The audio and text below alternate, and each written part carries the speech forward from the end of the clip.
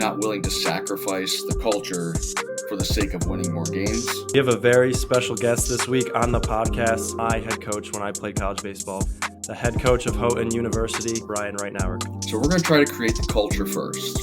The right culture is one that's centered on the cross. Most baseball programs are pretty self-centered. In most programs, you come in and there's a hierarchy. The older you get, the more selfish you're allowed to become.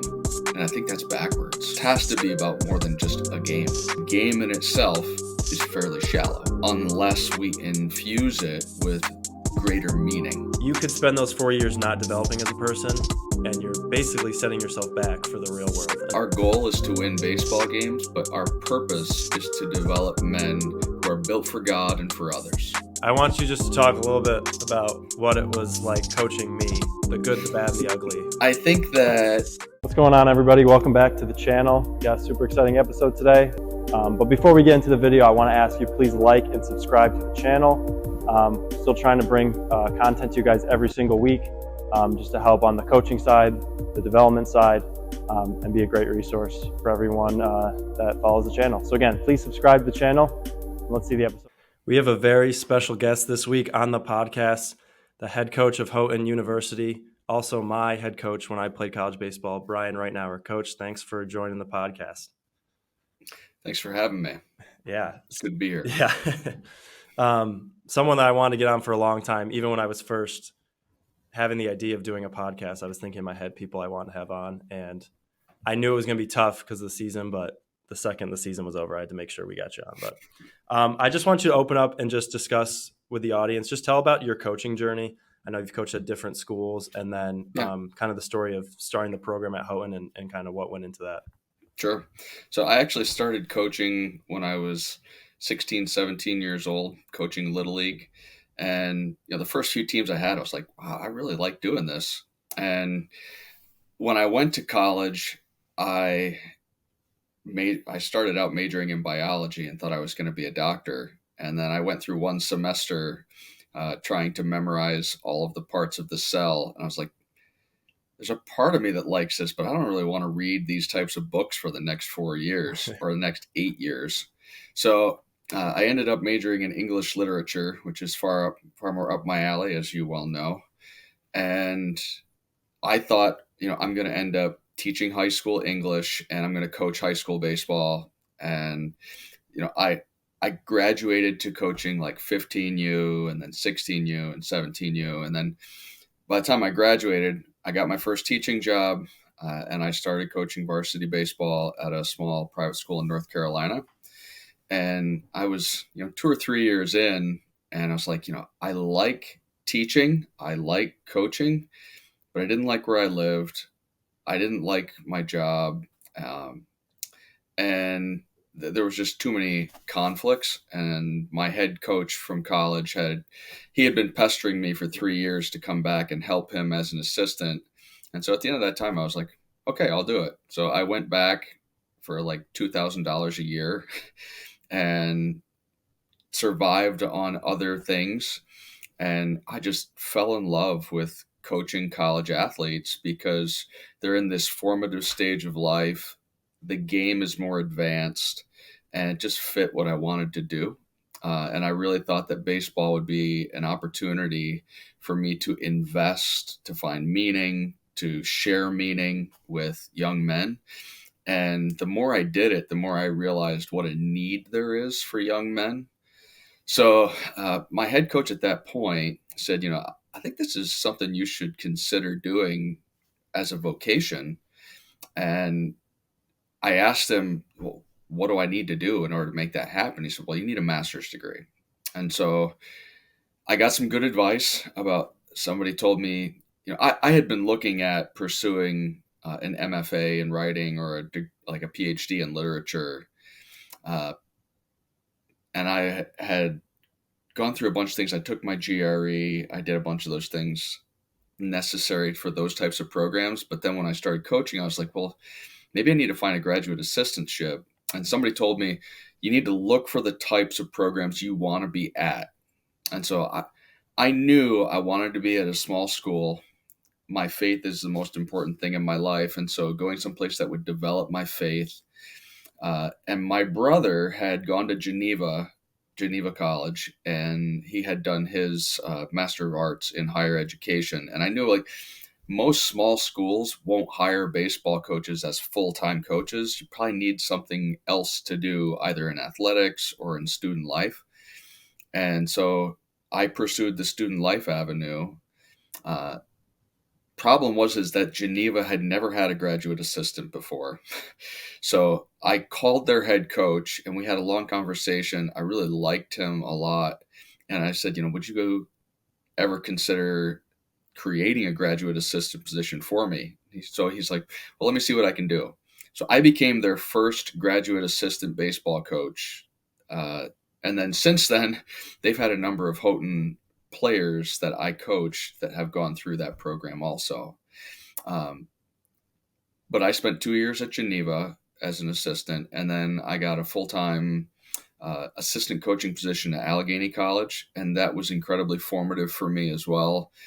What I was looking for there was like, I had worked with pitchers. I've been a pitcher in college. I'd worked with pitchers my first 4 years as a college assistant, and they hired me to be a pitching coach, but I wanted to learn more about hitting and infield play from a coach who had a good track record in that area. And so that was pretty formative for me at Allegheny and at Geneva as well. Like both Alan and Mike were really good in that regard.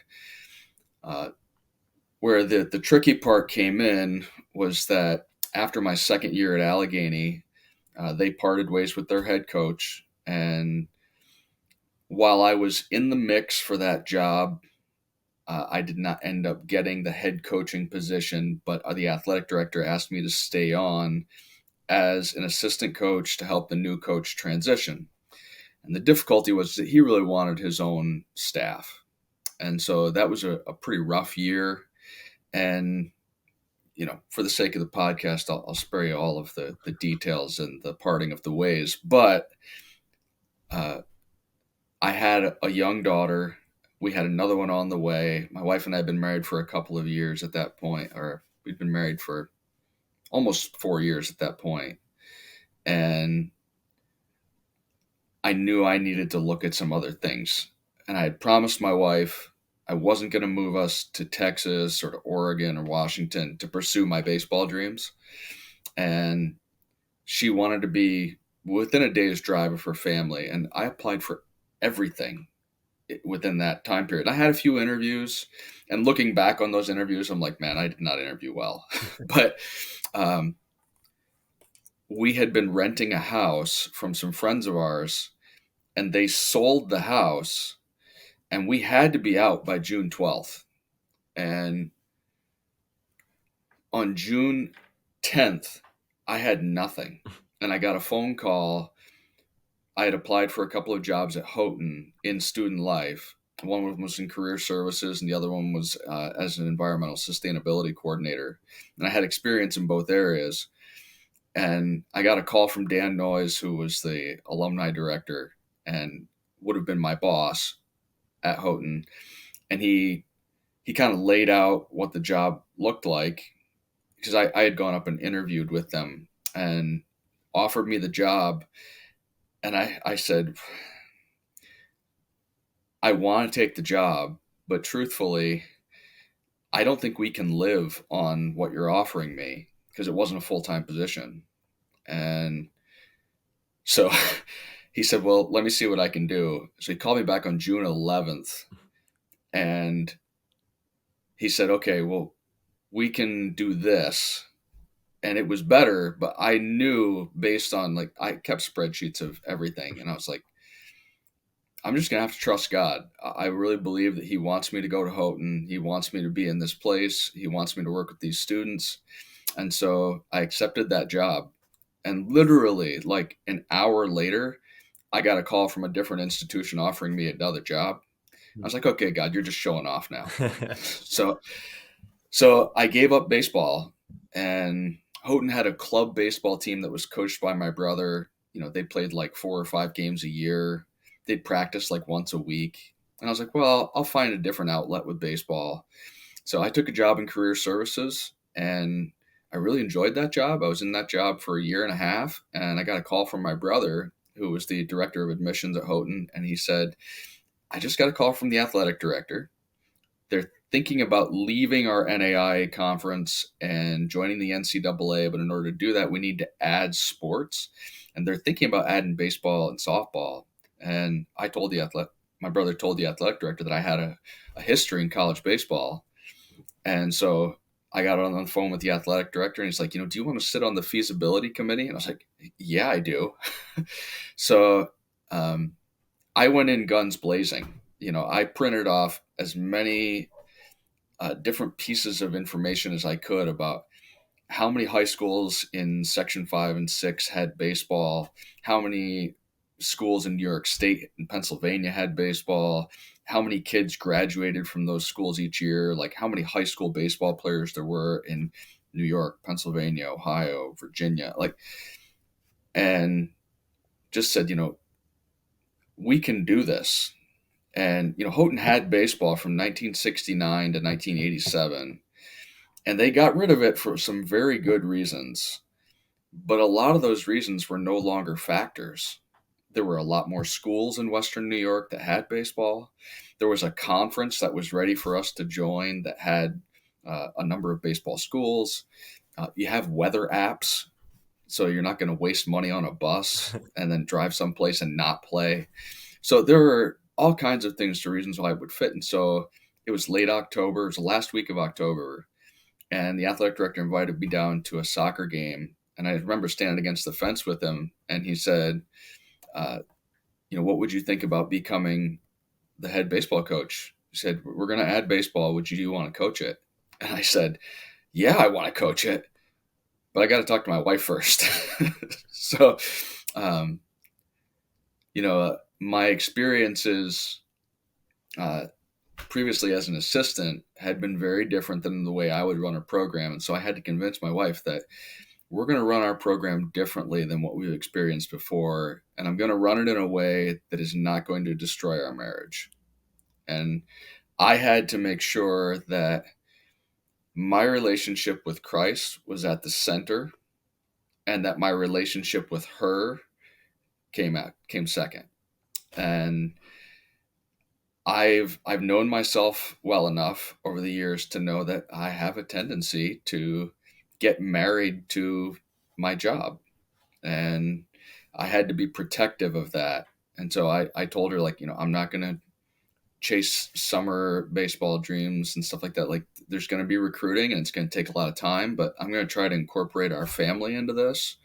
And Houghton was a place that would allow me to do that. Houghton has been very family centered.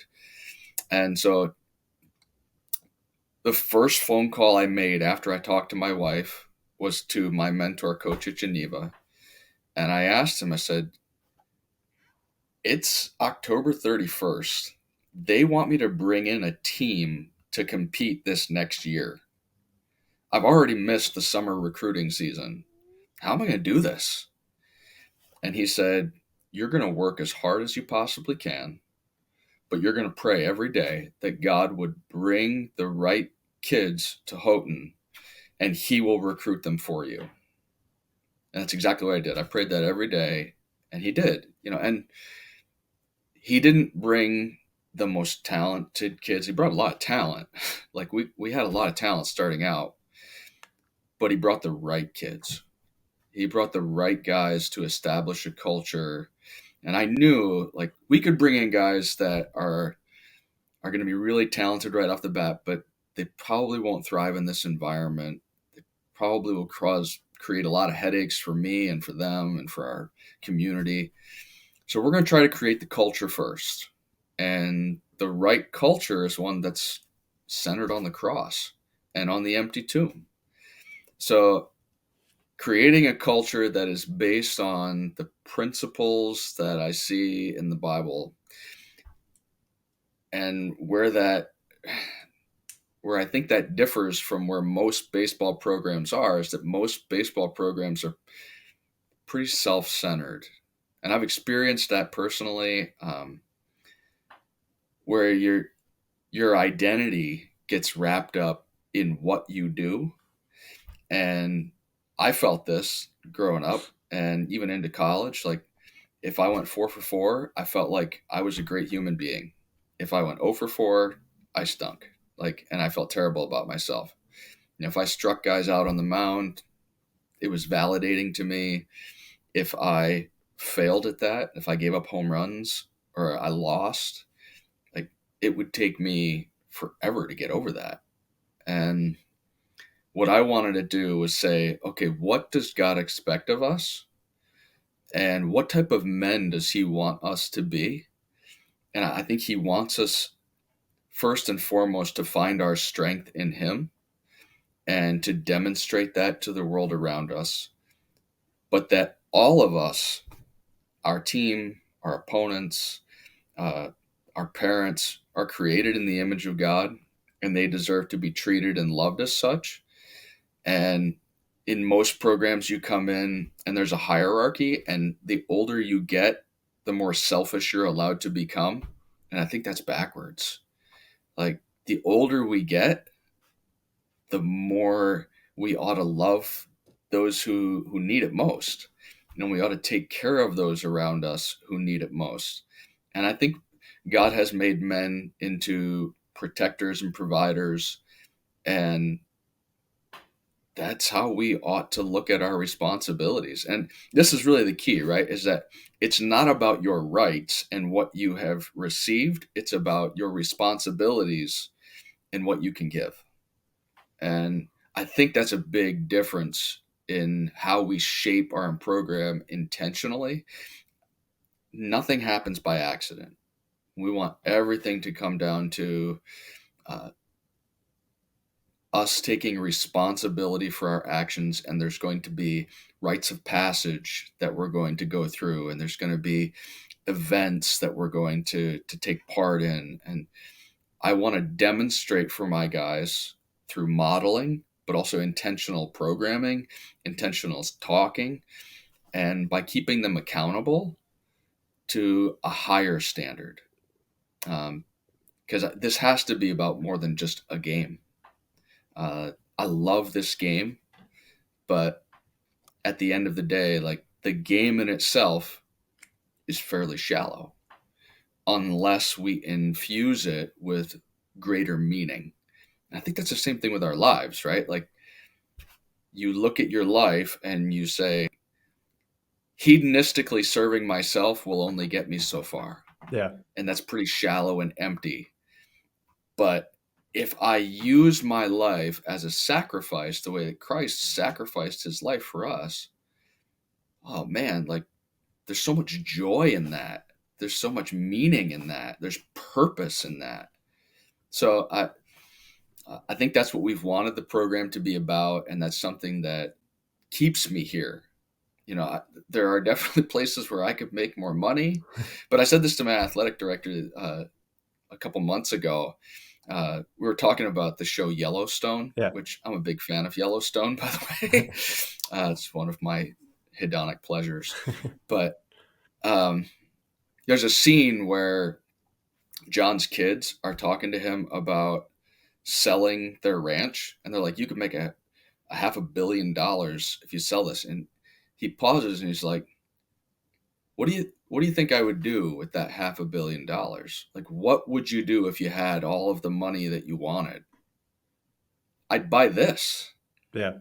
Like everybody wants this. That's what they do. And I've thought about that in terms of my life. Like, what would I do if I made more money? I would want what I have. Yeah. I get to work with fantastic young men and their families. I get to be in a community that genuinely cares about me.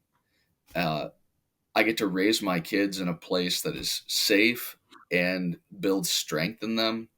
Like, what else do you really want? And I get to pursue the things that I absolutely love. Yeah.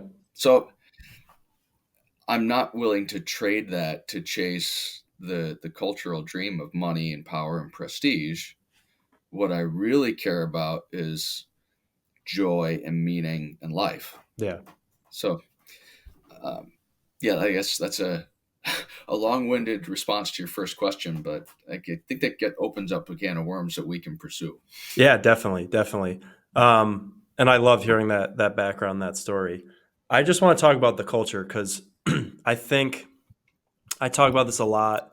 Obviously, coming through the program with former teammates and even younger guys that maybe I played with or I mentor. But I always tell guys that you don't really realize the importance or the difference maker that coming through your program is until usually maybe your last year or two, but once you're gone for sure. Because I know um, I've noticed, I know former teammates, buddies of mine notice like leaving Houghton, leaving the program, life after baseball, like you could spend those 4 years not developing as a person and you're basically setting yourself back for the real world. And I feel like Yeah. one, you can look at a lot of the alumni, especially the last, 5 to 10 years at Houghton and the successful guys that we've had come out of the program, whatever they're doing in life. Oh yeah.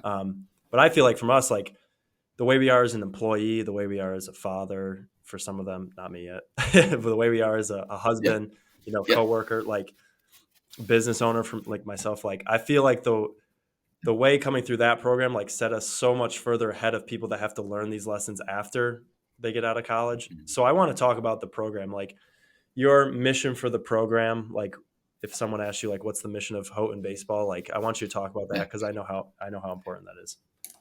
Yeah. Yeah. We say all the time that our goal is to win baseball games, but our purpose is to develop men who are built for God and for others. Yeah. And that requires them to have a sacrificial team first attitude. It requires an intense commitment, and it requires them to give everything that they have.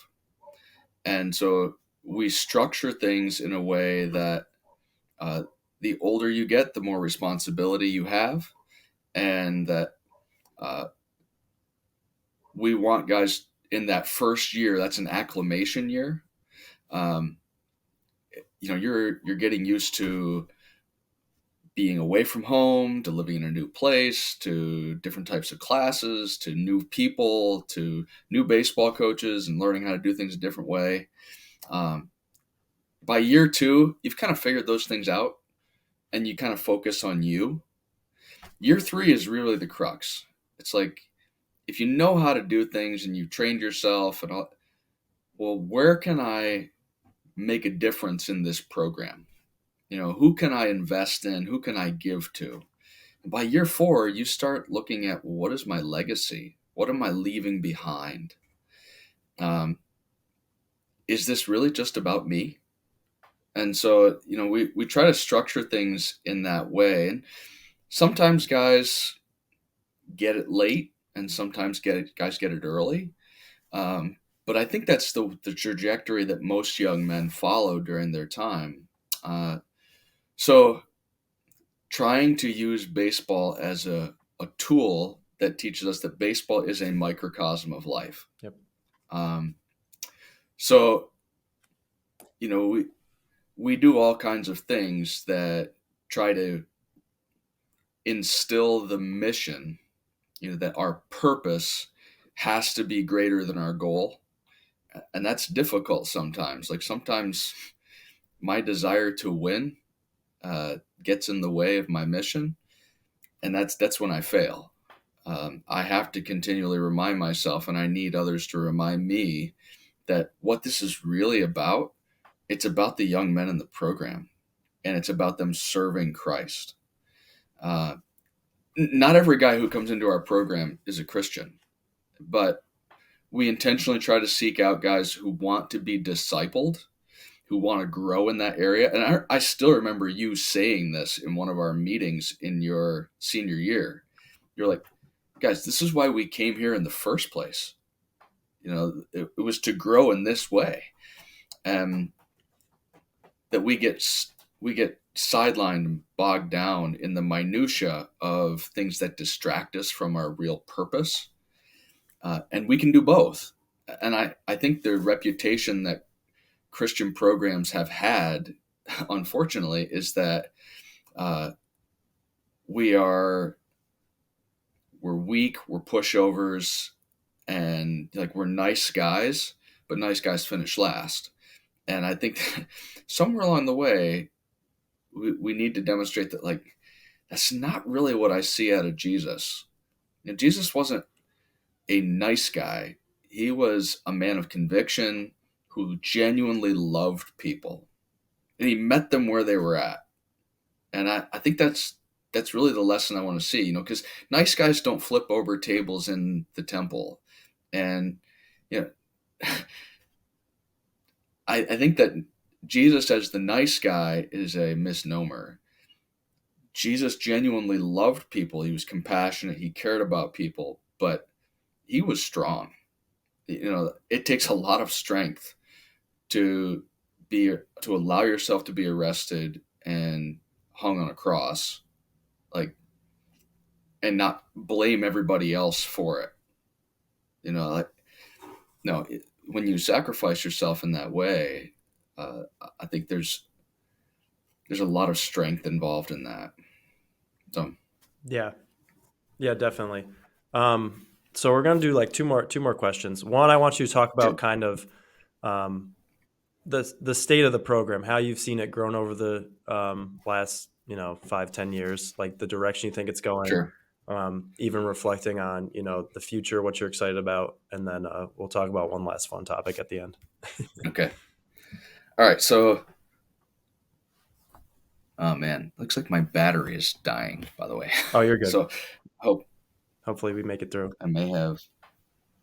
Anyway, all right. So when we started the program in 2011-12, we had 19 guys on the team. And I would say we probably had 10 college baseball players on that team. Yeah. And we were competitive, but we couldn't finish games. We lost so many games in the last at bat just because we didn't have the depth of pitching. And so what we've done over the years is we've brought in more college baseball players. So we've been deeper, and we develop guys. And I think that's something that our coaching staff is really proud of, that we develop guys. We help them reach their maximum potential. So I think the state of the program has been that we continue to try to get deeper and get better while still maintaining the basic fundamentals of what the program's really about. That I'm not willing to sacrifice the culture for the sake of winning more games, but that we believe that we can do both, and that we've become more attractive to better players who care about the values that we hold. Yeah. And sometimes it can be difficult recruiting kids to rural Western New York. We're not exactly like the baseball hotbed, because we get 77 inches of snow a year in Houghton, and we're going to play cold games, and we have 1,000 students, and we're going to expect more of our students. So it's not exactly like everybody's beating down our door, but God is faithful, and he continues to bring us the right types of players to grow the program organically. So, we've made the conference tournament 3 of the last 4 years, and I feel like we've become more and more competitive within the conference, and overall. In terms of like the state of the program, like baseball wise, I feel like we've gotten better. We're more competitive. I feel like we continue to develop guys, and the goal is to like continue to grow that. Like I want to be a more competitive program and team, but at the same time, like we had a 3.4 GPA as a team this year, and we didn't have a single student life issue. So I'm really proud of those things, because we're developing quality men who want to buy into the program. And it doesn't necessarily mean that when you have issues that come up, like guys make mistakes, they make dumb choices, but we want to teach them, how do you deal with those choices in life? And that it's not about our rules. It's about you being a man of your word, a man of integrity, a man that your wife can trust. And I want guys to understand those principles of what it means to be somebody else that you want to spend time with. That you're going to be a better husband, a better father, a better friend. I look at our society right now and I see so much dysfunction in each of those areas within men, that men don't know how to have friendships with other men. They don't know how to have somebody else keep them accountable. They don't know how to grow. They have no idea what it means to be faithful. And so it gives me a lot of joy when I get to go to the weddings of my players, when I get to see them have kids, when I get to see them be faithful to their wives. And it also gives me a lot of joy when they mess up and they get to experience grace, because that's exactly what God gives to each of us, is the opportunity to reconcile with him. And those are the men that I want, the men who fall flat on their face and get up again. That we want to develop a strength in them. So it's not about a safety net. It's not about coddling them. I'm not here to make men safe. I'm here to make them strong. And I think that's what God wants from us. He wants us to be able to stand up, not necessarily on our own power, but to recognize that we need him and that he will give us the strength to live a life that is full and joyful and meaningful. So I think that's kind of the state of the program as I see it, is that I think that we continue to develop guys in baseball, academically, vocationally, and in life, and not necessarily in that order. Yeah.